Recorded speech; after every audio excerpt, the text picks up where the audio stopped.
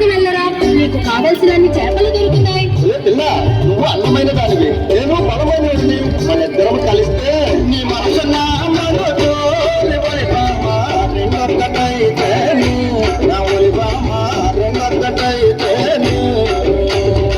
నీ తనవన్న కను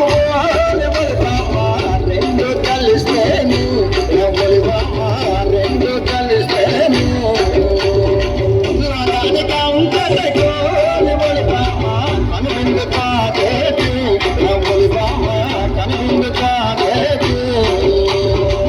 ఒరే చాలారి, అమ్మతో అలా మాట్లాడడం తప్పు కదా.